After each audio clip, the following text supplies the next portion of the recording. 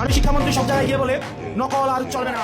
2026-এর শিক্ষার্থীরা আপনাদেরকে দেখিয়ে দিচ্ছে এই স্ট্যান্ডবাজি আর বাংলাদেশে চলবে না।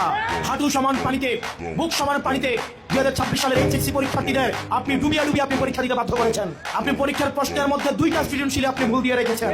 পরীক্ষা দিয়ে এসে হয়তো বুঝতে পারে প্রশ্নপত্রে ভুল, সে যখন উত্তর মিলাতে পারে না তখন পরীক্ষার মধ্যে কি ধরনের মানসিক অবস্থা তৈরি হয় একবার চিন্তা করেন। আপনারা একবার দুঃখ প্রকাশ করার প্রয়োজন বোধ করলেন না, বরং এই শিক্ষার্থীদেরকে আপনারা বলছেন মাদকাসক্ত। আপনি যাদেরকে ফার্মের মুরগি বলছেন, এই ফার্মের মুরগিরা রাস্তায় এসেছে বলে আজকে শিক্ষামন্ত্রী হয়েছেন। এই ফার্মের মুরগিরা রাস্তায় এসেছে বলেই আজকে লন্ডন থেকে এসে বাংলাদেশের প্রধানমন্ত্রিত্ব করছে। কিছুদিন পর পর একটা জিনিস ইচ্ছা হয়, আপনারা সেটা তাদের উপরে চাপিয়ে দেন যে যখন ইচ্ছা তাদেরকে নিয়ে এক্সপেরিমেন্ট করবেন, এক্সপেরিমেন্ট ফেল করলে আবার সেই এক্সপেরিমেন্ট তুলে নেবেন। কারণ আপনাদের সন্তানরা দেশে পড়াশোনা করে না, আপনাদের সন্তানরে আপনারা বিদেশে রেখে পড়াশোনা করান। পরের সন্তানদেরকে রাস্তায় রেখে রাজনীতি করাবেন, পরের সন্তানের ভবিষ্যৎকে নষ্ট করবেন, পরের সন্তানদেরকে নিয়ে এক্সপেরিমেন্ট করবেন। এই বাংলাদেশ নিয়ে এক্সপেরিমেন্ট আর আমরা আপনাদেরকে করতে দিব না।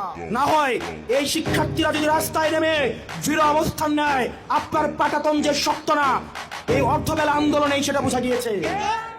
একালে দেখলেন আওয়ামী লীগ সরকারের মধ্যে শেখ হাসিনা যেমন বলছে রাজাকারের বাচ্চারা, উনিও আমাদের ইফেক্ট করে কথা বলছে আমরা নাকি ফার্মের মুরগি। ফার্মের মুরগিরা কি তা